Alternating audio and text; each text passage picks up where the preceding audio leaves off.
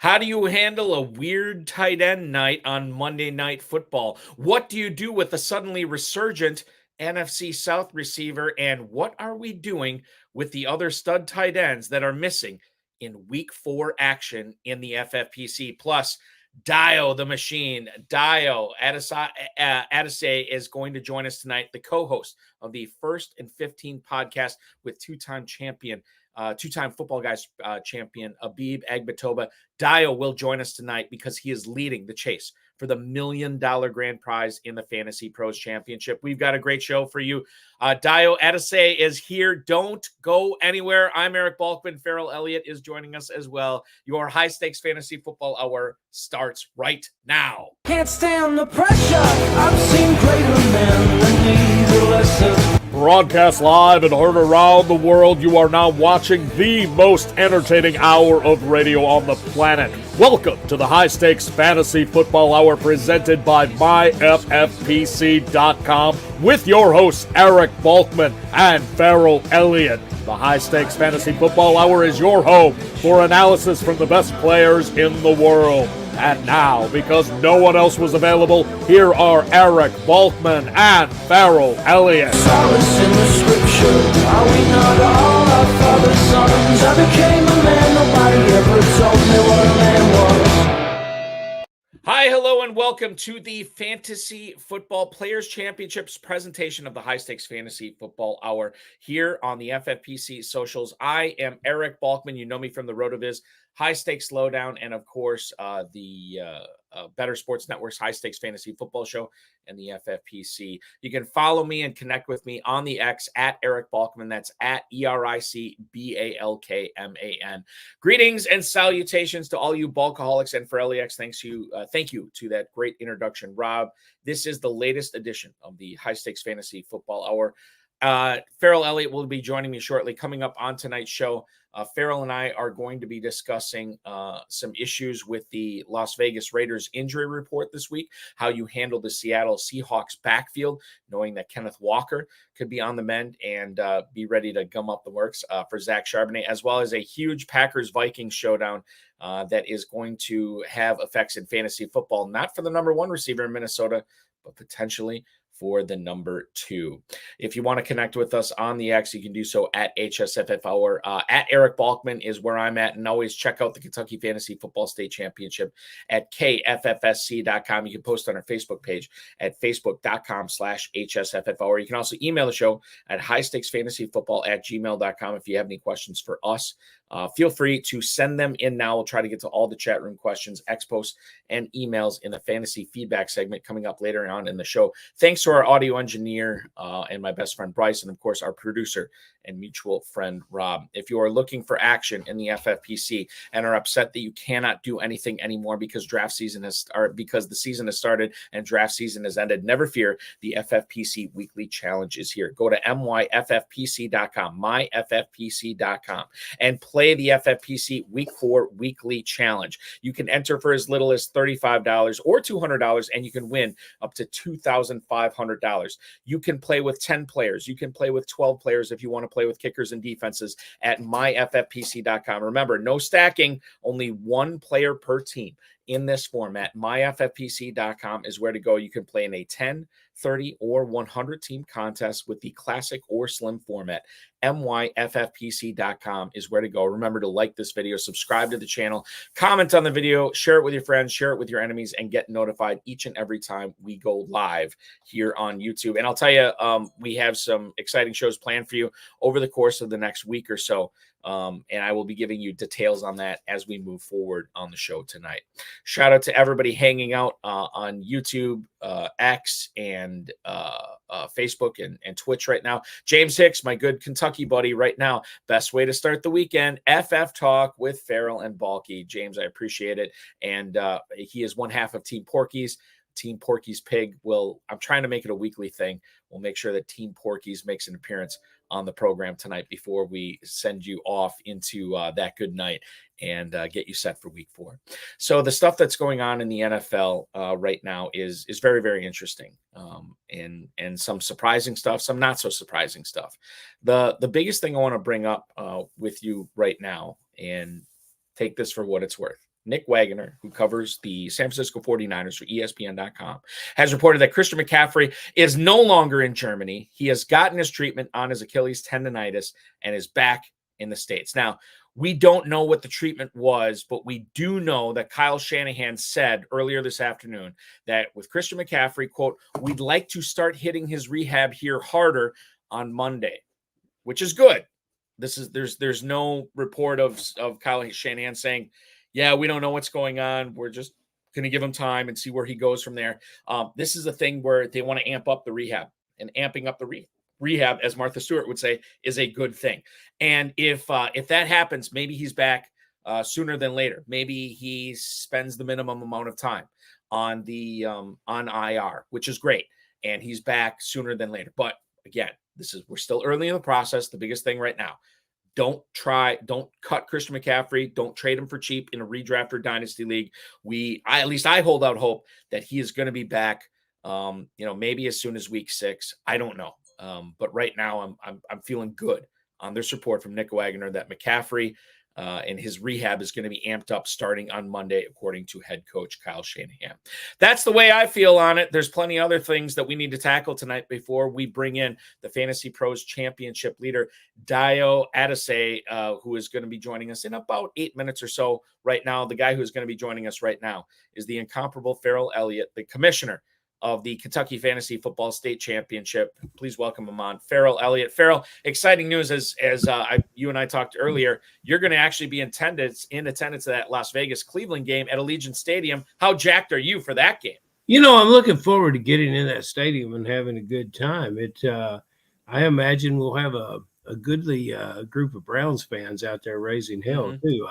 Long-time Las Vegas player, FFPC player John Anderson mentioned he would be in that group. So it's week 4. The Raiders are coming off a very suspect effort on the defensive side of the ball. The coach promises changes, and so we're approaching the quarter pole of our KFFSC and FFPC seasons, and it's just like our fantasy lineups. If we don't like the way they're performing, we're going to shake them up a little bit. Balky, that's right.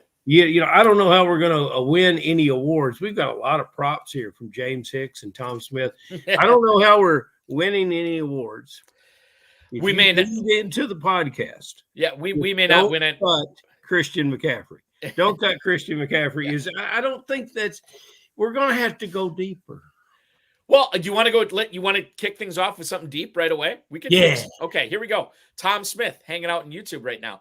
With Davante Adams out with the Raiders, can replace him with Jacoby Myers or Darnell Mooney. So now this is interesting. We already found out that Davante Adams is not playing against Cleveland in week 4. He is out. So Tom's lineup, or on this specific team for Tom, because I know he has about a bajillion teams. If you don't have access to Davante Adams and your replacements are the replacement for Las Vegas and Jacoby Myers or Darnell Mooney, who's already had a Boffo week, at least one Boffo week with Atlanta. Ferrell, which way are you leaning right now? Jacoby Myers obviously at home against the Browns. Darnell Mooney going up against the Saints in Atlanta this week. Do you have a leaning between one of those two guys? I do. Tom Smith has thrown us up a big old softball. We smashed that one out of the park, Balky. I'm always looking to get Jacoby Myers in my lineup. Sometimes if I can't get him in the lineup, I'll say I shouldn't have drafted so well because I sure would like to play Jacoby Myers. And so this is the perfect opportunity to play Myers. And he came off a big game last week in a chaser position at the wide receiver. Myers is the play here. I don't necessarily I want to see more of what the New Orleans defense can bring to the table. And Mooney's the third option. I think New Orleans has got a very good pass rush. Cousins may not get to that third option in that offense as much as he's just previously done. So between those two, I don't really have a strong feeling on either one of them. Well, let's rewind what we just said then. Well, listen, I'm telling you, you've issued your what you feel about it. For me, it's closer because I don't view either one of these guys as a smash spot this weekend because of the matchup. Now, because Adams is out, I think Brock Bowers is going to reap most of the benefits from that. Yeah. There's going to be some spillover to Myers. So while you are convinced it's Myers, I am only leaning towards Myers here. So, Tom, I think that if you are looking for advice from the HSFF Hour honchos, we're both saying Myers, but Ferrell feels more strongly about it. I do feel strongly about it, but Balky, you are correct. And I should defer to you in the fact that you have watched more Davante Adams than possibly anyone. And you will realize what I'm going to say is already, it could just as easily be coming from you. Jacoby Myers and all. It's going to take everyone on that Raiders offense to make up for what the team will be missing with Adams. Yeah, and I think the other inkling that a lot of high stakes players would say, oh, okay, no more Adams. It's going to be more of an emphasis on Alexander Mattison and Zamir White in the run game. I'm not convinced that is. The other thing too is in regards to that, I don't think that that's all that great of a matchup with Cleveland. I think that we look at this game and I think it just comes down to this. Bowers is probably going to see 12 to 15 targets. Jacoby Myers is probably going to see, I would say, 7 to 9. He's probably going to catch 4 or 5 of them, maybe more, hoping for more. But I don't necessarily think Mooney is the guy that you want to play there either. Again, I'm leaning towards Myers. Ferrell says Myers for sure. Permar99, Balky, is that the Moondog Rex chain you are wearing around your neck? No, this is not a pro wrestling neck chain. This is my Las Vegas Raiders neck chain that I'm wearing because we're talking Raiders to kick off the show tonight, courtesy of one John Terry, AJ. Sending this in to us. She gave it to me in Las Vegas, and I'm going to wear it every time we talk Raiders on the show tonight. Let's move on and talk Carolina Panthers. Deontay Johnson is questionable for week 4 against the Bengals, according to Joseph Person, who covers the Carolina Panthers. After not practicing yesterday, Ferrell, the decision to not practice for Deontay Johnson, according to him, was that the condition of the field was not great, and he says he's playing against Cincinnati. Now, I have full confidence that Johnson is going to be playing against the Bengals. But what's interesting here is how likely is he to at least come close to duplicating what he did last week? 14 targets in the first week with Bryce Young on the bench and Andy Dalton as the signal caller there. Are we set to make Deontay Johnson a must flex at a minimum because of all those targets he saw, Ferrell? I think it continues this week. I don't think he sees 14 targets, but I bet it's darn close. He's always going to be the key in that passing game. It's very interesting what happened in that game against the Raiders. They played 2 high safeties, and so you take the red rifle that comes off the bench, and he says, I can't believe it. You're giving this to me? This is what it is? This weekend, Deontay Johnson may have to work, and the rest of the Carolina Panthers may have to work a little bit to get open. So it'll be a different type of game. There's a lot of players, a lot of team owners that absolutely love Xavier Legette and would love to get him in the lineup. And that will be a bye week option as there's a natural thinning down of your rosters.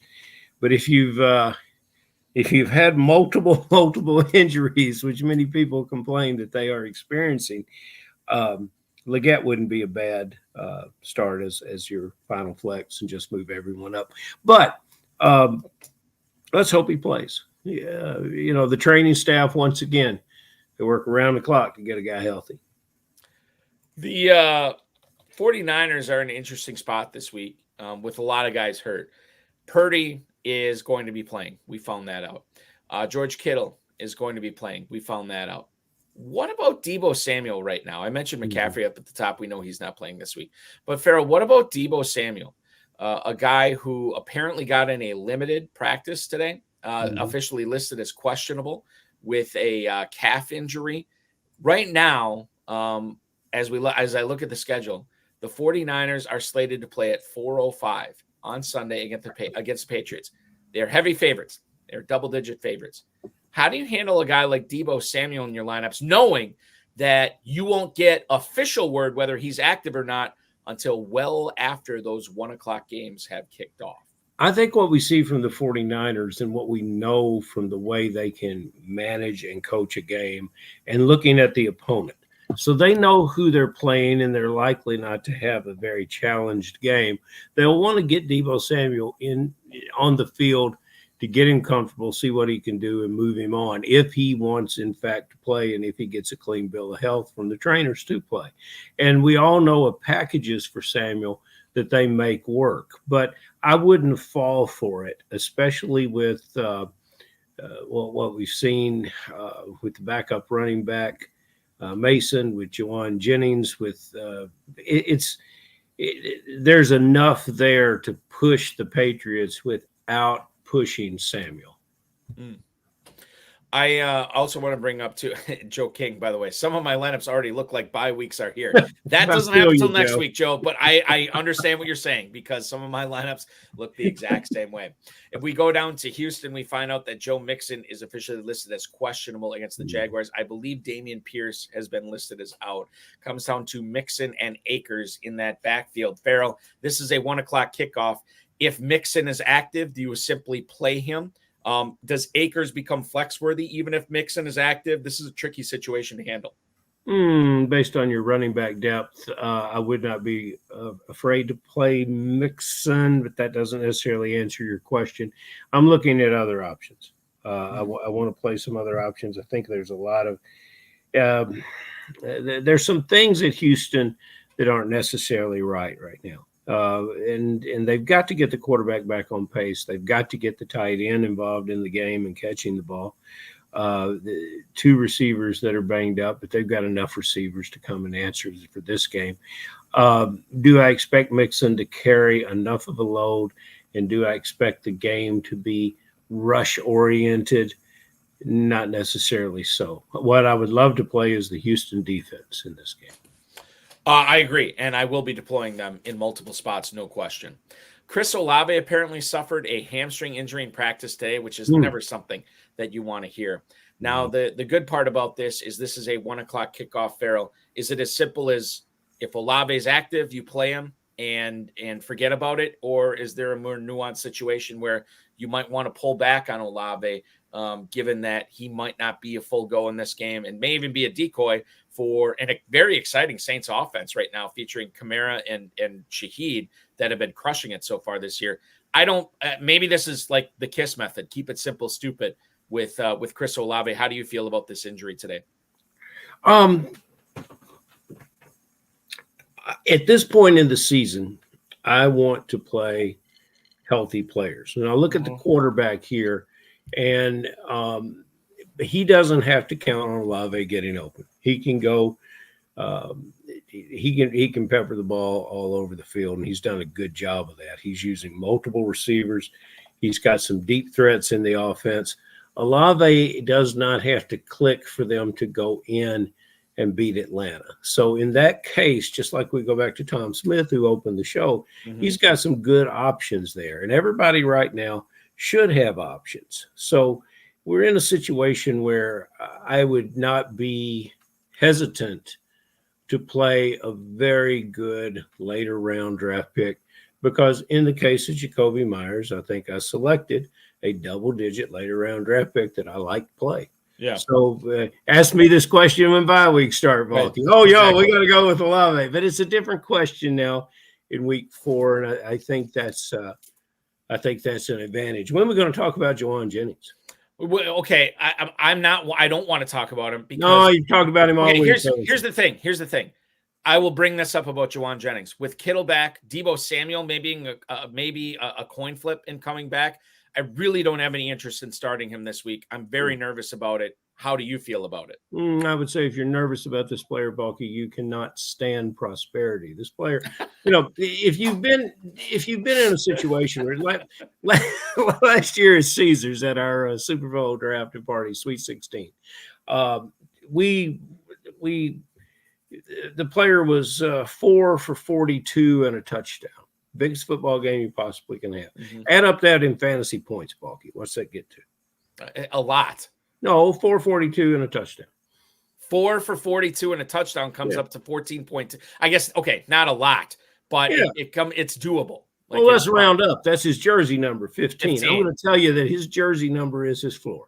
And I think that we've seen an offense here that is truly a team in the offense. And when you have a weapon like that, you're going to utilize it. And it just goes back to our summer conversations. Oh my goodness, how's Nico Collins going to get the balls to support his 2 and 3 draft? No, the good players are going to find the ball, and this player has won over the locker room, the coaches, the teammates, and more importantly, the quarterback. He's going to be, for what we paid for him, exactly what you need. I want to get to Michael Kinzel's question here. Hi, Bulky and Ferrell. Should I start Kenneth Walker if he plays, or Brian Thomas in the flex? This is a Fantasy Pros Championship league that he's looking at right now. Ferrell, I with the rise of Zach Charbonnet, I kind of feel a little bit better about Brian Thomas. Positive game script for Thomas in this game against Houston, and I really don't know how they're going to split things up with Walker and Charbonnet on Monday night. What I do know is the Lions secondary is hemorrhaging points, fantasy points to receivers. I think that's the way you attack Detroit. I would prefer to start Thomas over Walker, even if, we don't. The thing is, we won't know if Walker's active until Monday.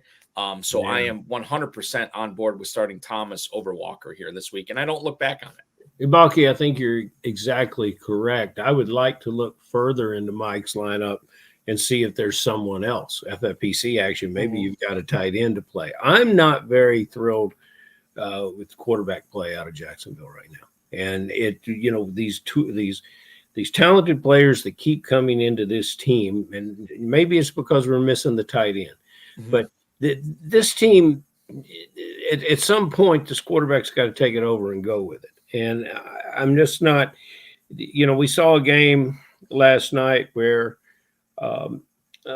Jones was somewhat successful in moving the ball without real benefit of a rushing attack. But in the red zone, they couldn't score the ball. And I see that more and more and more for Jacksonville. And if I want to start a Brian Thomas, I want him to find the end zone. And, I very pleased when I was drafting this year. I love Walker. I couldn't get Walker. Right. And so I would say, well, I guess I'll take Charbonnet here. And so far that's worked out pretty good. I would say so. Darren Urban also reporting that Trey McBride, because of his concussion, will not play in week 4. Ferrell, are you looking at Michael Wilson or Greg Dortch as a potential flex this week in a pretty high total game for Arizona this week? Oh, I cannot tell a lie. And Michael Wilson is probably rostered somewhere else and not on any of my teams. I love Dortch. He won me over. He's a good slot receiver. I'm looking at the tight end position there, and I'm going to acquire Elijah Higgins. And I'm going to really with that in the future. Yeah. Hold on. It worked out. It worked out to acquire Schoonmaker. Yep. It worked out when we acquired him to fill in for Ferguson, 13, 14 points. I really like Higgins, and I think you can acquire him at a cheap price and put him on the field, and maybe you'll get your 10 points, and maybe you'll get more. He can be a monster around the goal line. So you would actually start Higgins this week? Is what you're saying? From what I understand, and in the FFPC, I love to load up with tight ends. Right. And if I don't get what our beloved Terp calls the hero tight end, if I don't get a hero, I like to load up with the tight ends. And even on some of those teams, it's Zach Ertz and pray for good hands. So with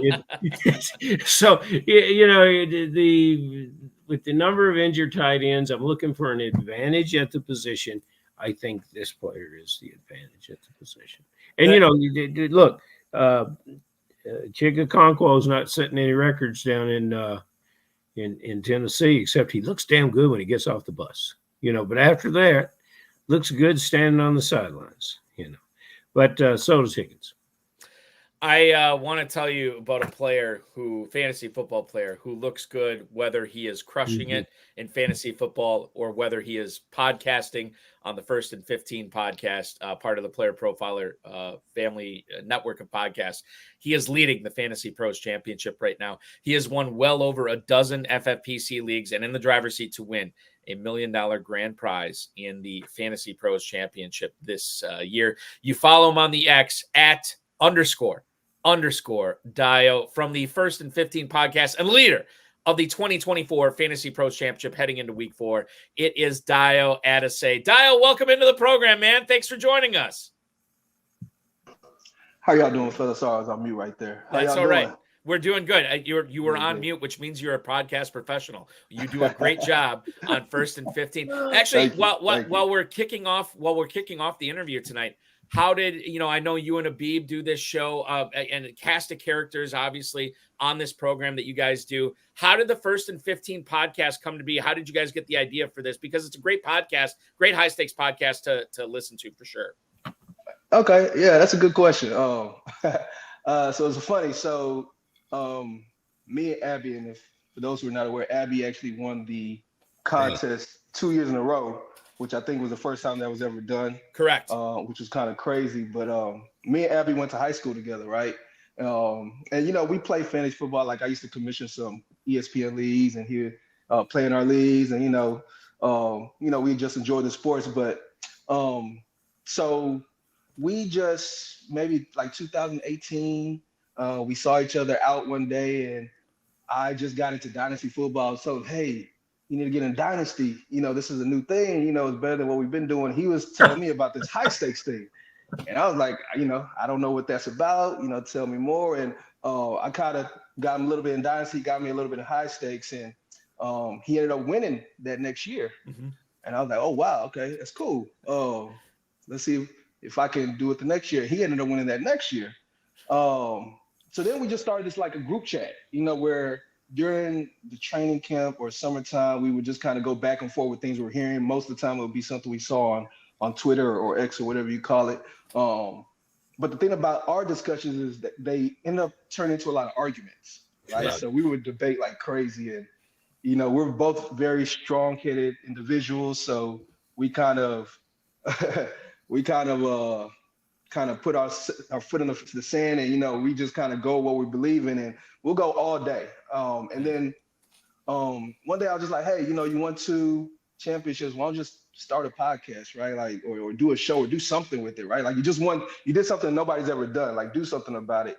And he was like, sure, I'll do it, only if you'll do it with me. I was like, okay, whatever. Just kind of joking around. But he ended up reaching out to his brother-in-law, who's Chris. He's our co-host. Yep. Who kind of is amazing with the graphics and the digital devices and the computer, all of that stuff that's kind of over my head. And we just kind of got together one day and just put the camera on and just hit record, and we just started talking. And the thing about us is, it's true, authentic, just discussion. We don't plan anything out. We don't have show sheets. I mean, we try to sometimes put them together, but honestly, we just hit play and just start talking, and then eventually Chris tells us, okay, that's the end of the show. And say, okay, that's it. So, so we've been doing it. I think this is our 4th year doing it. Yeah. We typically do it during draft season because a lot of people are interested during draft season. But another thing, during the season, we're focused on our teams, or focused on actually playing fantasy and paying attention to the sports. So, we've been enjoying it. We've had our up and downs. We've had a lot of arguments still in front of the camera, behind the camera, but it's been fun. And those are my brothers, man. And so First and 15, like y'all see on the hat. Yeah, exactly. And what I think is so great about it is, like, I hear these arguments that you and Abib have, and I think Chris is a great guy to keep things on the road, because you could tell these things are just popping up organically when you guys talk about them. Like, where you sometimes I think that you guys don't even realize that how much you disagree on a player or a strategy until you're actually hashing it out on air, which is really beneficial to the viewer, to the listener, because they're kind of figuring out like, oh, okay, I never thought about this aspect before. And then that makes everybody a better drafter. It makes everybody a better fantasy football player. So you said the word bulky, or you said the word organic, and I think that's what's perfect, is because you guys, and I see that there's a lot of our fantasy players that say, wow, he won it 2 years in a row. He must have a secret method. He must have a real great system. He must be a numbers guy. He must see things I don't see. But no, he listens when you guys are arguing. The best part about a debate is when you're listening to the other guy. And that's when you can go forward with things. And I really love the way you present that, is to have, so you've had a role in that. You've had a role in that success too. You sure don't want to surround yourself with yes men. And thank God that when he came to you and said, I'm playing high stakes, that you didn't talk him out of it. You said, no, I got something better to do. I got to do it. No, that's a true friend. It's so good for you, man. Dayo, the other thing I want to ask you, and my memory might be hazy on this. I don't think this is the first time you've been leading the Fantasy Pros Championship in the middle of the season, right? Haven't you been up at the mountaintop before? So it's interesting, right? So a couple years ago, I actually was going into the final week in second place. Mm-hmm. That was the same week DeMar Hamlin, right, had that issue on the field, and there was a lot of controversy in how all of that was handled. Right. I didn't pull it off, obviously. I had Justin Jefferson on that team, and that was the year Jair Alexander pretty much shut him down. Right. He's never had such a horrible performance in his life, and I still hate him to this day because of that. I'm never getting over that, by the way. If he sees it, just know we got beef. But the reason that's funny is because I didn't even know I was in first place, honestly, until I saw your email. I don't check the leaderboards. I just kind of put my head in the sand and I just kind of go. And just kind of see where the dust falls at the end of the season. And once I saw your email, and even your first email, it didn't really hit me until your second email, where you were asking me about my tournament leading. Tournament leading. Tournament leading. What are you talking about? And then I was go look at the standings, and I was like, oh wow, I'm in first place. Okay, so that's cool. And you're a veteran too. I mean, you understand it's a long season, but man, seeing your name at the top of the leaderboard, I don't care what week that is a cool feeling. It is. And we've got in Kentucky, Dale, we've got a modest 600 and something teams.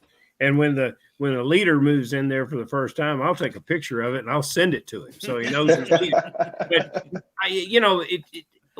you say you don't look at the leaderboard. I look at the leaderboard all the time.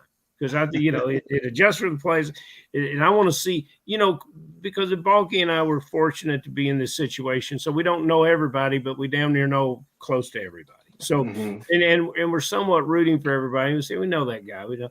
And for any listener that is new to the show, Balky, we have to remind them the contest that was won 2 years in a row by Dayo's brother from another mother. Right. How many people play in it? This year, it's well over 16,000. Okay, so there's over 16,000 teams. Mm-hmm. So we're in a situation where, I'm leading a Fantasy Pros division, and I say, hey, this team's pretty good. I've got a 60, 70-point lead here. I'm going to go see where I am on the leaderboard. Oh, I'm in 2,000th place. How cool. How cool this is. And then you think about it, well, that puts me in the top 15%. It is such an unbelievable accomplishment. So congratulations to you guys. And, hey, more people should be tuning in to First and 15. When's your next show? We'll see, right? We just you see, you got to be in the club, Balky. You got to know. You got to have a secret knock. Here's the crazy thing about that Abby. The crazy thing about the Abby victory, if y'all recall, was that second time he won, he did not have a kicker. Right. The whole the championship stretch. round. He didn't have a kicker. He didn't have a kicker at all. So he won with 9 players. So it was crazy. And the day he won, I called him, right? I was like, hey, Abby, because it was before it actually was finished. I was like, Abby, man, have you looked at the leaderboard? Like, I think you're going to win. He's like, I don't want to look. I was like, bro, I really think you're going to win. Like, you should look at it. It was just a crazy night. It was just surreal. I mean, definitely happy for him. My wife, everybody in my house, we were all excited. So it was cool, man. It's kind of shocking, honestly. Totally. And it's like, it reminds me of that scene in Moneyball where Brad Pitt's, well, as Billy Bean, his daughter calls him when he's on his way to see their AAA team in Visalia or whatever. And they're going for the 20th win in a row. And he's like, I'm not looking at the score. I don't want to hear it. She calls him like, no, you need to turn around and go to the game right now. And he's like, no, I'm good. And then he hangs up with her, turns on the radio, finds her up 10-0, off the highway, back to Oakland to watch the game, which is what Abib, I would assume, did the same thing as well. Listen, we've I feel like we barely scraped the surface tonight. One thing I do want to ask you. So, correct me if I'm wrong. You're in Houston. What are you doing for a living down there when you're not dominating the Fantasy Pros Championship? So I'm an optometrist. So I'm an eye doctor. For those that are not aware what that is, but I tell my patients all the time, my full-time job really is a father. When I go home and deal with my 2 little girls, at the house, it's like when I go to work, it's like when I get to take a break, right? When I get to actually relax and breathe a little bit. So, but no, I'm an optometrist. I have my own practice out here. Been practicing my own practice for the last almost 10 years. Nice. Also work at the University of Houston with students sometimes, and just kind of do my thing with all that. That's awesome. Congratulations. That's fantastic. Thank you. A good career. A real good career. Sir. Obviously then all your patients can see the draft board. It's a good thing. Right. If they saw your draft board this year, they would see that you got neighbors at the 4-4. Now, I play in Fantasy Pros and in the FFPC with my longtime playing partner, a fellow named Trevor Holt. And last year, Trevor wanted Pickens and I wanted Pittman. We took Pickens. Damn it to hell. That was the wrong. But this year, and he gave me prompts for picking up Jennings and putting him in the lineup last week. But he also brought up the fact that this year, when it came up, we could have had neighbors, and I said Pittman. And so it's a bad decision. I don't,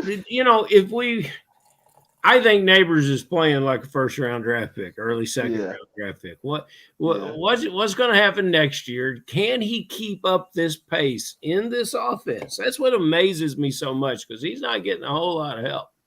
And, why? I guess, well, I had my chance to be smart like you, and I wasn't. What made you smart at 404? I mean, for Neighbors, so I'm a value drafter, honestly. I like to take players that I think are going later than they should be going, just to kind of create a team with value. I would much rather go into the tournament with the Malik Neighbors team that I got in the 4th round compared to a Malik Neighbors team I got in the 2nd round. We both have neighbors. It just allows better value on the team. With Neighbors, I just thought he was just fell too far, right? Like, I think the pick before that I took like Debo. And then I like Debo. I definitely liked his value, but I think I was considering Neighbors at that time as well. And then when he fell to me, it was like, okay, easy pick, right? Regardless of my roster construction. So yeah, I mean, I got a fair amount of Neighbors. I actually have a Neighbors at I think 412 in one of my teams. Wow. Yeah, so there was a time, I mean, people weren't really that high on Neighbors. I think it was really more so before camp. The first place team right now, I think I drafted in July. So at that time, Neighbors hadn't had the hype that he had going into, well, really in training camp and going into the season. I think he eventually ended up in the 2nd round or maybe the early 3rd. So, I definitely am excited I got him that late in a fair amount of my draft. So. Well, he's such an elite ball player, and I suppose if we had listened to what the front office of the Giants, we focused on the fact that they were trading Barkley. You remember, what's the show, Balky? The first is it 1st and 15?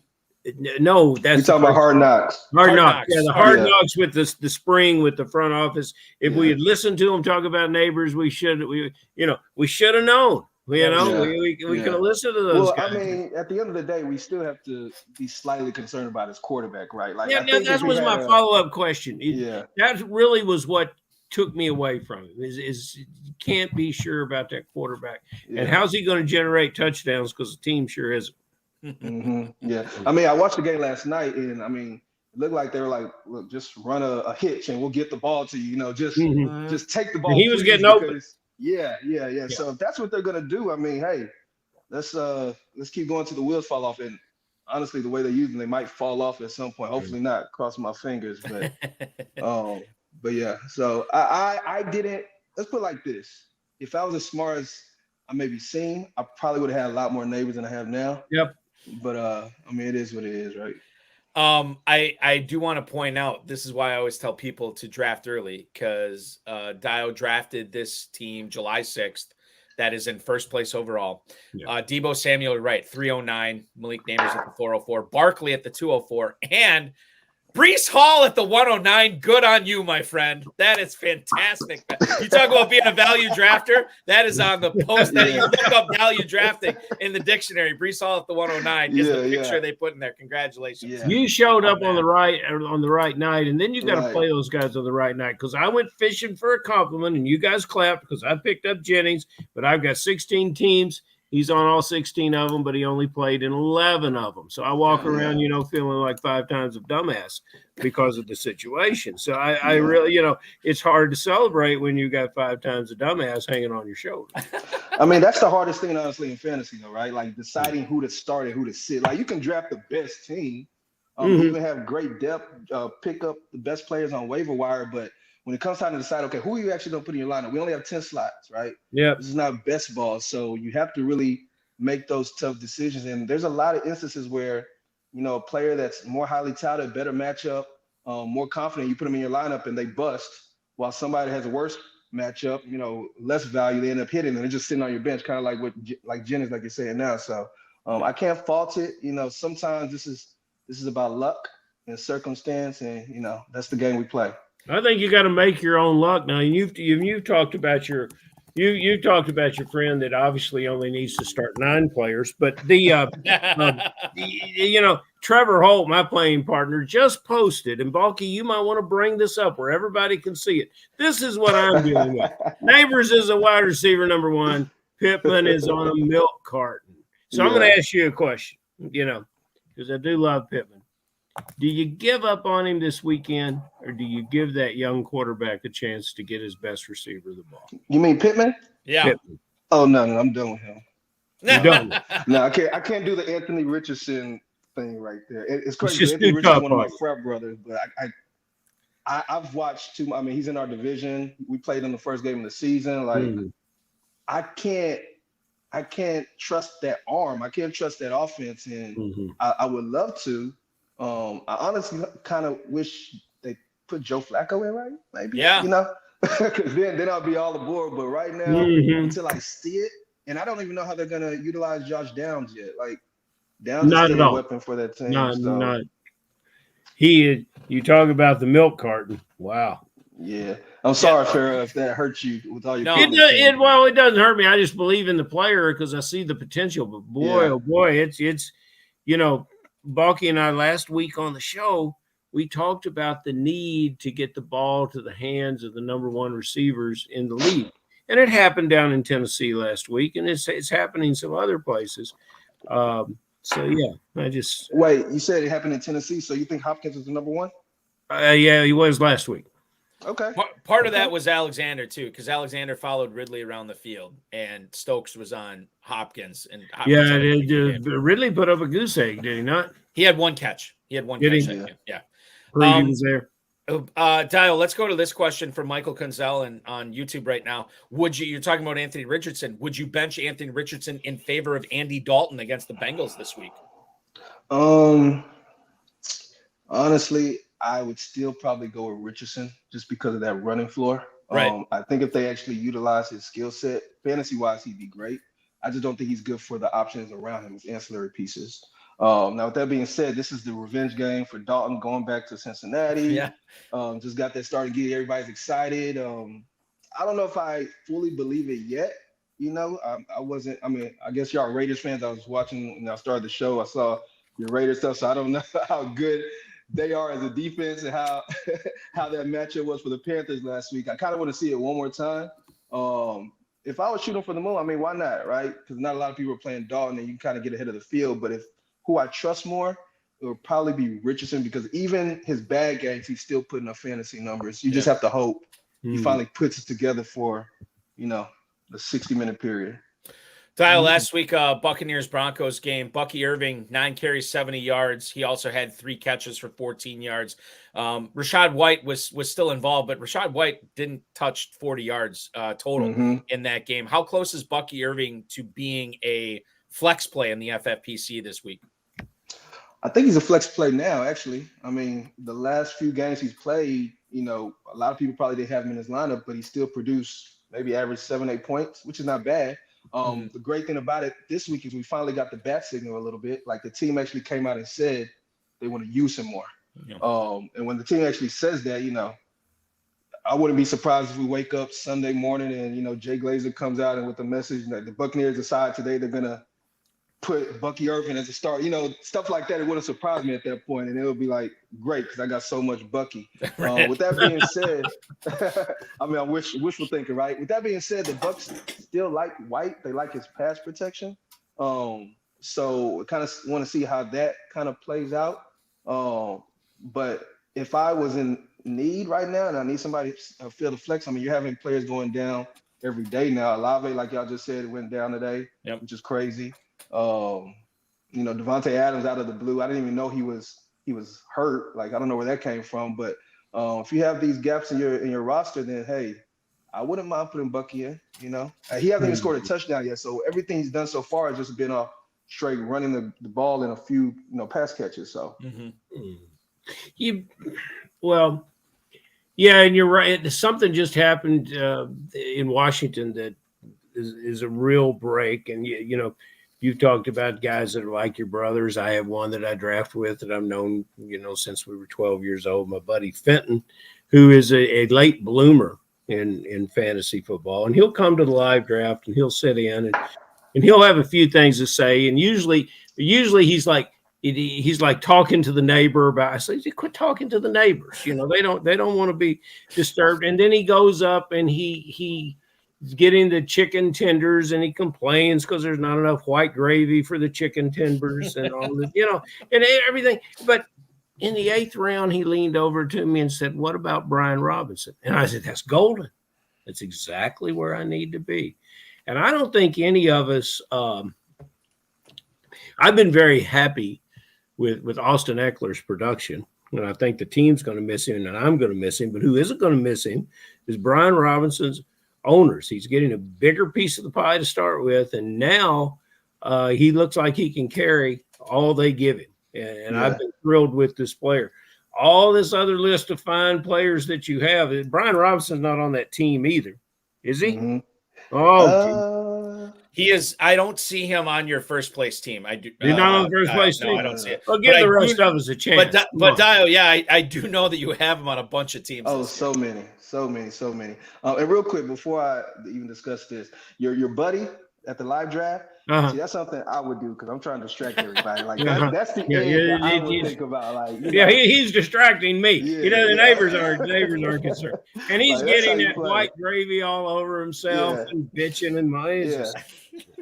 Get everybody look at me over here. Don't pay attention to your board. But Brian Robinson, I mean, I liked Brian Robinson last year. Honestly, I think the way he performed for somebody that was underrated, nobody really thought he was the fastest, the biggest. Obviously the Commanders weren't a team everybody was excited to roster, but he still was producing a fair amount, in my opinion. And then you go into this year, new coach, new offensive system with Cliff Kingsbury, new quarterback who everybody was telling me had some Lamar Jackson in him. And I was like, okay, that's interesting. They talked about having a faster pace offense. They got rid of Antonio Gibson. Personally, I thought Eckler was cooked. He might not be. We'll see.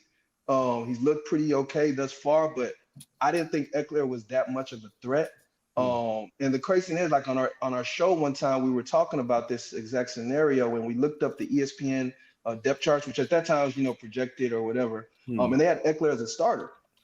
So I was like, oh, so there might still be a lot of people out there that believe Eckler is the running back 1 and Brian Robinson running back 2. It's like, if that's the case, I'm going to load up on as much Brian Robinson as I can, and hopefully it works out for me. And it kind of has thus far. Last last week, I was kind of saved by a touchdown, but points are points, so I'll bank that. Points are points, and you've been collecting points with Brian Robinson. I think you're going to continue to collect points. He's not a fraternity brother, too, is he? What fraternity are you in? Kappa Alpha Psi. Oh, yeah, Kappa Alpha Psi. Yeah, my roommate in college was a Kappa Alpha Psi. Butchie Dickerson. Yes, I got him through Rush. It was hard. Those some good guys right there, man. Got on through. Speaking of good guys, there's some good guys catching balls from Matthew Stafford, not named Puka Nacua and Cooper Kupp right now. Tutu Atwell at the top. 4 catches, 93 yards against the vaunted San Francisco 49ers last week, Dayo. Is that a sign of things to come? How are you treating the Rams wide receivers until Nacua and Kupp get back? I'm treating him like the wide receiver 1 right now. When the first injury happened with Puka, I was, everybody, Kupp was obviously rostered and everybody was shooting Kupp up their boards because of his week 1 performance. But I saw the way Tyler Johnson looked. And it just, I didn't realize Tyler Johnson went to the Rams. I remember from his Buccaneers seasons and how he had all this potential, but he just couldn't ever put it together, or, Brady didn't really trust him. I was like, okay, he's back, and he had a pretty good game. So he's the guy I was picking up. But then when Puka got hurt, not Puka, Kupp got hurt, I said, okay, now it's almost like a clean slate. Now all of them are options. And I think Atwell did a little bit week 2. But then this past week, he actually functioned like the wide receiver 1, in my opinion. Now, that's not to say much. The Rams didn't have that great of a game. It was a struggle. They ended up winning, but their offense didn't, click. But he's a second-round draft capital guy. He's been in the system a few years now. The coaches trust him. I think out of every receiver on their roster besides Kupp, he's the longest tenured Ram. Yeah. The Rams know how to put up points, right? Like we're in a position now where we're just trying to get somebody that has the potential. Like I'm not really trying to chase floors or anything like that. I'm trying to chase somebody that can actually give me something big. And if he's going to operate as the wide receiver 1, that's the guy I want to take. So I think he's real cheap right now. I picked him up several leagues and I didn't have to put too much fab. Actually, I overbid in quite a few, which is kind of annoying at times. But Yes. but not when you get a good player. No. Yeah, exactly. I'm not to complain too much, especially if he comes through. But I'm definitely betting on him. Now it's not a exact science. I'm not 100% confident, but if I was to put a bet on one of those guys, it would be Atwell. And again, he has that long ball, so he has the potential to give me a good amount of points for like 1 or 2 plays. Yep. Ferrell, upside and big plays win fantasy championships. Tutu Atwell has both right now, man. I've heard something about it as the product of the University of Louisville. They're using him better as an NFL player than they did here at the university. Hey, can we jump off? Balky, unless you've got a personal interest in it, grumpy Dolphin fan Tom Smith has a wonderful question that I think has a lot more utility than the question that I was going to ask about. Fire away, yeah. Estime and Tom. As a grumpy Dolphin fans, and I've never seen Tom Smith grumpy. I haven't either. The only thing Tom Smith does that I wouldn't do is he gets to the airport too soon. He beats the airplane to the airport. But what do you do with Tyreek Hill, Jalen Waddle, and A-Chain going forward in this offense? I know what I think is the guy that I want to avoid. But with go ahead, Balky. Yeah, I was just going to say, obviously assuming Thompson and Huntley at quarterback, not Tunga Bailoa. Obviously, the answer changes once Tunga Bailoa comes back. Right. Yeah. I mean, the answer for A-Chain is always put him in your lineup. He's the best running back ever in NFL history. So and if I have a chance to play A-Chain, he's going to be in my lineup forever and a day. So that's that. As far as the receivers, Waddle I can't play right now. Waddle I can't play right now. He's on my benches right now. Directly whatever. Yeah, there you go. Ferrell got it. Yeah, I can't play Waddle. Tyreek, that is a decision you have to make. In the past with Tua, he's locked in your roster because he's always going to produce. But right now, he's still probably going to be in my roster. But if I have a better option on the bench, I'm going to play my better option probably until I see the Dolphins function, because they're just not functioning right now. And Tyler Huntley, he's cool, but I remember those Rams years. I don't really think he did much through the air. I do remember running a lot, and he made the Pro Bowl as an alternate or whatever, but I don't think any of the passing numbers were that great. Now, of course, Tyreek Hill is one of those guys, you just put the ball in his hand, he can go, but Yeah, he can make any quarterback look good. And from a front office point of view, as you know, we're building fantasy teams. This is what these guys do for a career. They're building their team. Don't you think if you, knowing your star quarterback that you just gave a huge contract to, and knowing his concussion situation, that you would have handled the backup quarterback just a little differently? You mentioned Right. We saw the red rifle.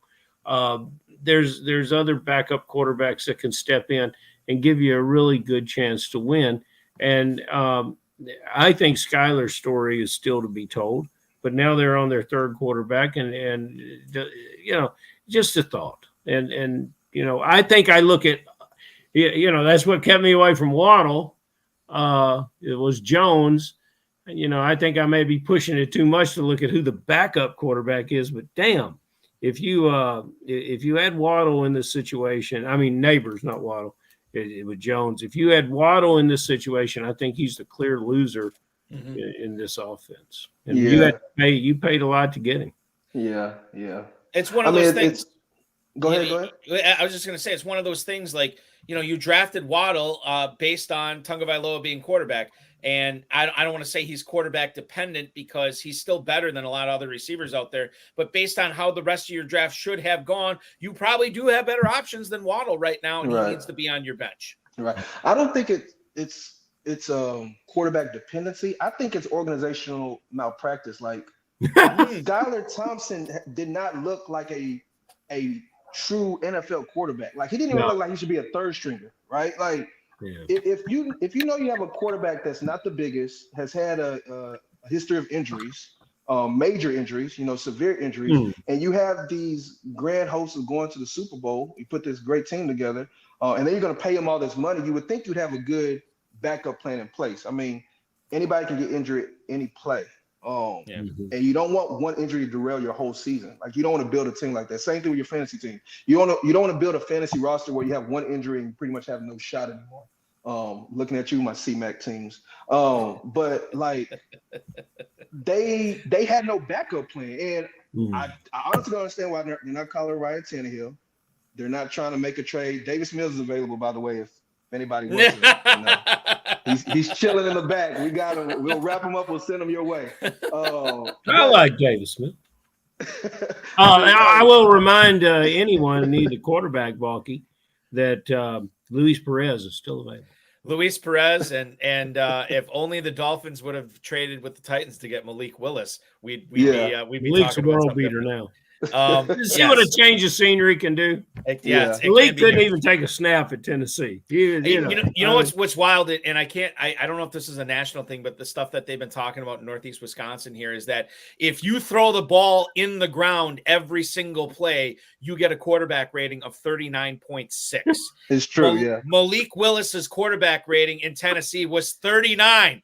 Which means it was worse. It would have been better if he just would have grounded it every single time. It's been crazy to see. Malik hears country music. He starts breaking out in a cold sweat, man. He's he don't want nothing. He's not a fan of Broadway. Listen, let's talk about Cincinnati here, Dayo. Mike Gesicki has been very, very good the last couple of weeks for Cincinnati. T. Higgins came back this past Monday against the Commanders, and yet Eric All, the rookie tight end out of Iowa, has 8 catches in the last 2 weeks alone. He's rostered in fewer than 25% of FFPC leagues. In your opinion, is that too low? Is there something here with Eric All in Cincinnati? If he's rostered in 25% of leagues, then I'm probably like half of those leagues because he's on pretty much, 70% of my teams. I like the guy, right? Like this is a rookie, obviously came to the season. I think he tore his ACL last week at Iowa, the tight end factory, Iowa. But before that, he was in Michigan. But, big tight end. I was going to say receiver because when I see him, he actually looks like a receiver to me. Number 83, I'm like, oh, that's the tight end. But, I was reading up on him in the past. I heard the coach, LaFrenz, I think his name at Iowa, said he loves to block, which is great for a rookie. Yeah. Like he's not just out there just wanting to run routes. He actually wants to kind of get dirty and, kind of muck it up a little bit. Again, like you were saying, he's actually getting targets. Like he just came back off injury and the team is already trusting to put him out there. Appreciate that, Tom. But yeah, so we're playing tight end premium right now, right? Like you're trying to find those gems. Like you don't want these tight ends that are going to give you these, hunky dunky 4 points, 4 to 7 points a week, and you're just getting by. No, you're looking for that guy that's going to kind of take you over the top, and like Logan Thomas was for Abby a few years ago. Oh yeah. Yeah. So, I like Eric All a lot. Again, I don't have him on all my teams. I'm trying to kind of sneak him in. Hopefully the people in my leagues don't see this episode before Sunday, so I can kind of throw those in Sunday morning during waivers. But don't post the show, Balky. Right. It's not like the show. It's not like we're live or anything. So don't worry. We're good. We're good. Follow up tight end question or comment on all. We could have got him at a much cheaper price. I'm 88 miles down the road from Cincinnati, so I should have been paying closer attention. But we should have got him at a cheaper price if he hadn't have done well on Monday Night Football. And you get out and you get on television and everybody sees it. Now, you being in Houston, and I can tell that there's a little bit of that navy and red running through your veins. I can tell, and I want you to tell me. You've determined now that Pittman will not bloom this year. I think Dalton Schultz is suffering from a lack of sunshine too. Can Dalton Schultz become similar to the 65 catch red zone target that he has been in the past before this season ends? So when the season started, I would probably say if I was to bet the over under, I'd probably go the under, right? Yeah. Because we have all these new weapons. We have, well, not new. We just added Diggs, but we have these high hopes. We want to kind of have this aerial attack. We brought in Mixon as well. And Schultz is cool, but you would think he's no higher than the third option in the pecking order now, passing, likely more so the fourth option. So, he was going to suffer. Now, they did give him a new contract this summer. So, you always kind of follow the money a little bit. But I would have said the under. Now, with that being said, we just lost Brevin Jordan, the backup tight end last week, who he's getting snaps, isn't he? Yeah, he did play a lot. Like he actually was being utilized. He was being utilized in the backfield. So we lost him for the season. The only other tight end we have on the roster right now is the rookie Kate Stover from Ohio State, who's still kind of learning the position. So I say all that to say Schultz will probably now start dominating the snaps a little bit more. Keep in mind, Tank is out this week. So, with the Jaguars having a weaker pass defense, Schultz has an opportunity to produce. So maybe he kind of comes through this week.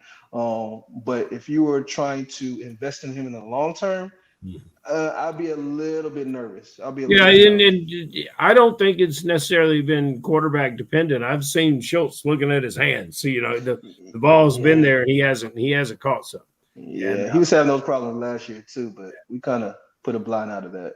Well, we'll see if he can get on the road because I think he's a very good player. And back to tight ends in general, I don't think any of us are going to bet that Gesicki and Ertz can complete a season and have the success that they're having now, mainly because their bodies, may not the wear and tear. Especially Ertz too. I mean, that's the concern I have with him. But with Gesicki, we don't know, but we would assume all would take that role if something happened with Gesicki, right? With Ertz, I want to believe it's Ben Sinnott, but I don't think he's played at all this year. Yeah, blocking a little bit, sparingly. And so when or if Ertz gets hurt, are we sure Sinnott is the next man up, or are they going to bring in Cole Turner or something, or re-sign Logan Thomas? I don't know. I'm not sure how that plays out yet. Oh, and the other issue too is if Ertz gets hurt, maybe Daniels just doesn't even focus on that position. Maybe it's a Robinson Eckler thing, and maybe McLaurin and then these other guys that the other receivers there get more action. We just don't know. Maybe Austin Eckler comes back and catches 100 passes.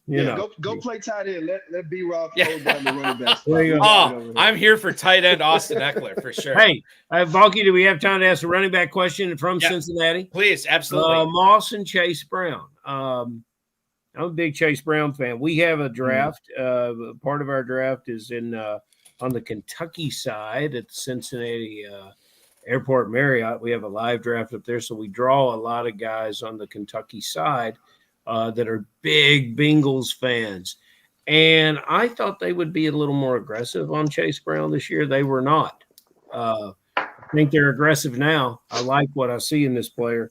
Going forward, who's going to be the dynamic player, or is that the true 50-50 split that we're not seeing in Washington? So if you would ask what I prefer or what I want, obviously it'd be Chase Brown. He has the breakaway potential. He's the one that has a higher ceiling, in my opinion. He's the younger legs. He's kind of has a little bit of an unknown to him. Like, we haven't seen him in the feature role yet. And we know they utilize him in the passing game a lot. With that being said, from everything I've seen, read, heard from the Bengals, they trust in Moss. And it's not even a thing where they trust Moss only for, the first 2 downs or between the 20s or anything like that. They trust Moss in the 2-minute drill, in the passing game, to start the game, to end the game. Like, they just trust. By the way, Moss scoring that touchdown at the end of this last game. Thank you very much. If you're listening, Moss, I appreciate that.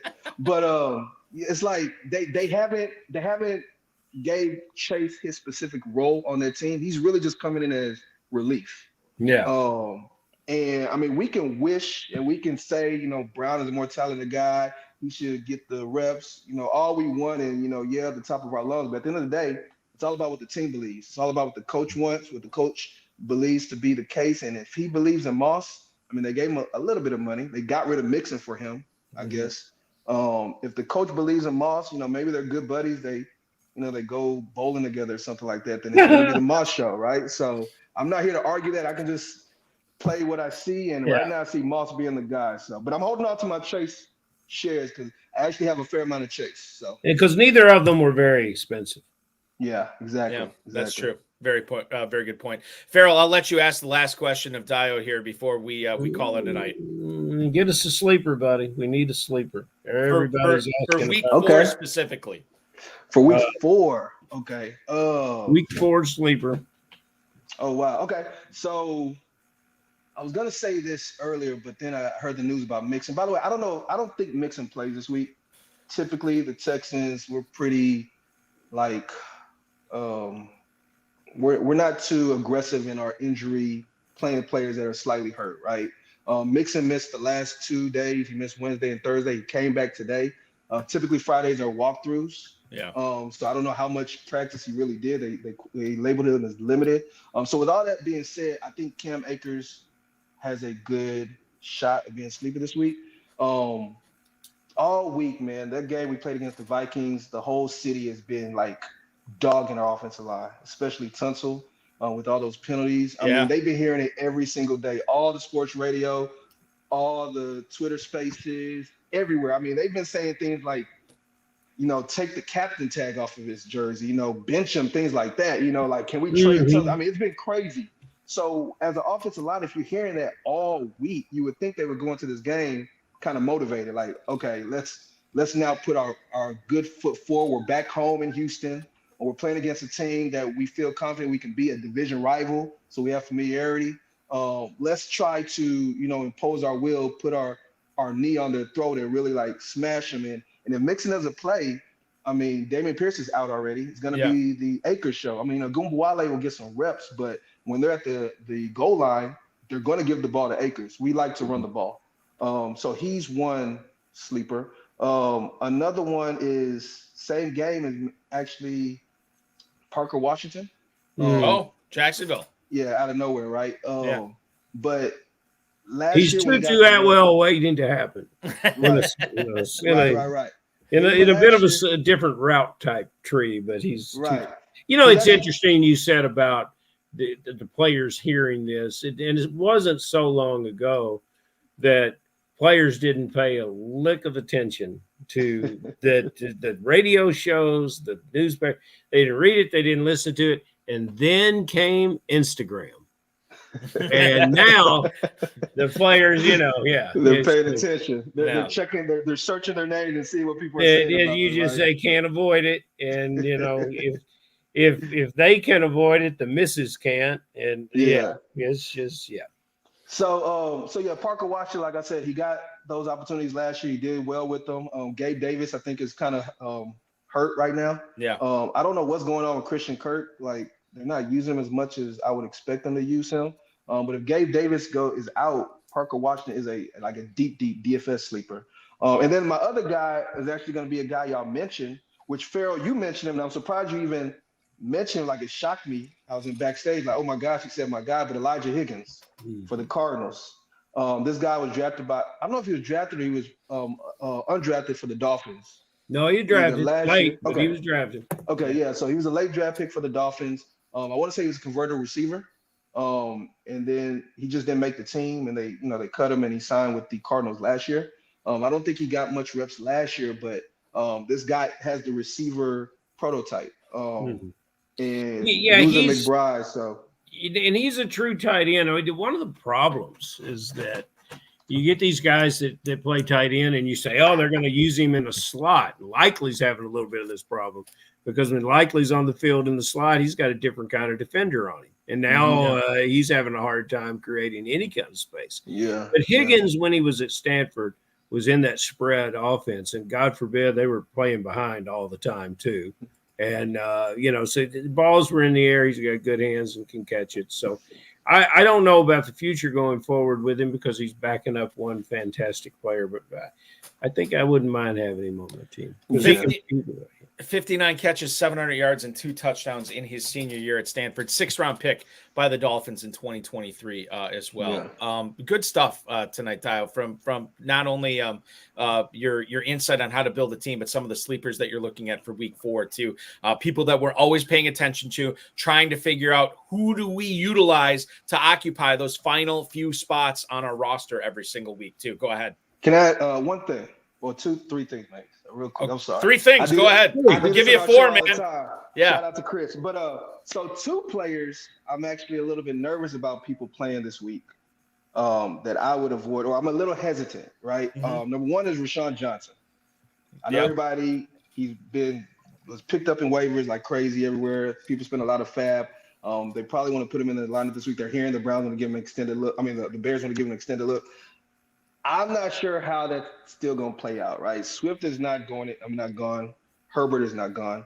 That Bears offensive line is horrible. I would just be nervous to just throw him in there. I know people are desperate at this time, but I understand the matchup is also soft, but I would be nervous. And the second guy is Naylor for the Vikings. If you watch the way he's been scoring points, it's been real opportunistic. Like, they're not really utilizing constantly. And on top of that, Addison's been gone, who's supposed to be back this week. So taking that into account, I wouldn't expect the same type of production. Now, with that being said, he had a good training camp. They still might use him, but I just wouldn't be as confident playing him as I was the past couple of weeks. But you should have confidence in your decision makings because you've earned it. And I will tell you that you do not impress me as a man that lives in fear. And it's okay to be nervous, but when you come to Kentucky, if the nerves hit, we've got bourbon for that. So we'll be okay. We will be okay, and it'll be Balky's drinking something now. So this is not bourbon. This is not bourbon. This is actually whiskey. But yes, it's close. It's close. Dayo, so good stuff from you tonight, honestly, and you bring it.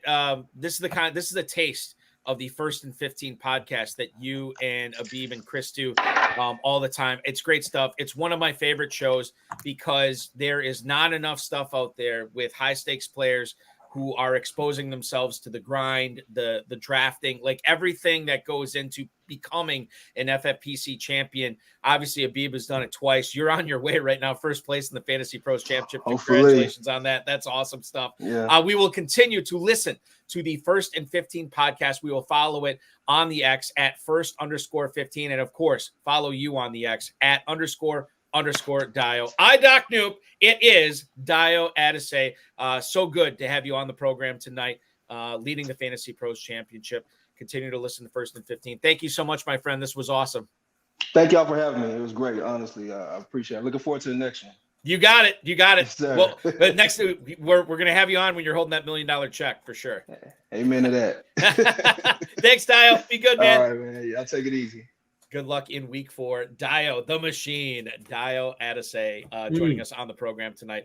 Ferrell, I didn't have a chance to get to the emails tonight, but good thing is we kind of covered a lot of the content of those emails already in the program, so I don't feel guilty about it at all. So Ben in Chicago and everybody else, hopefully you're happy with what turned out to be an extended high-stakes fantasy football hour tonight.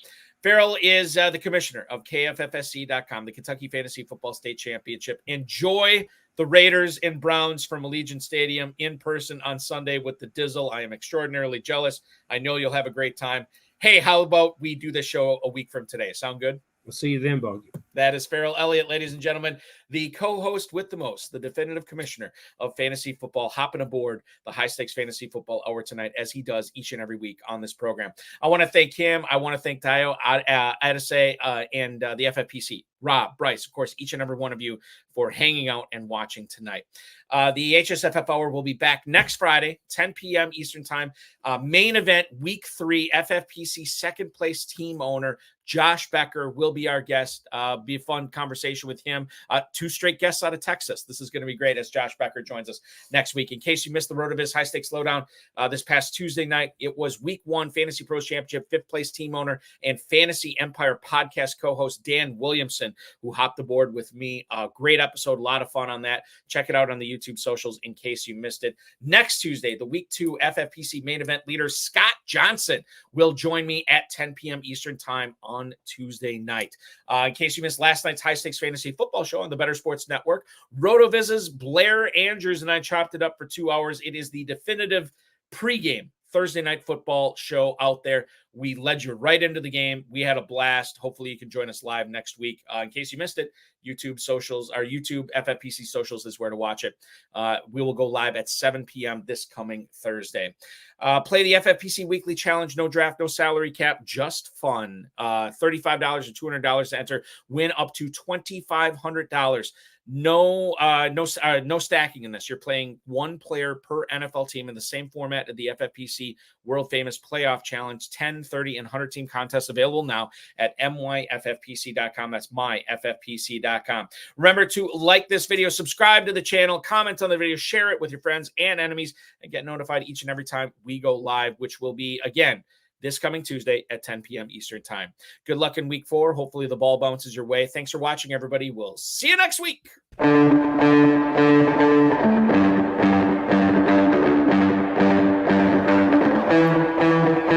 This has been another episode of the High Stakes Fantasy Football Hour presented by myffpc.com.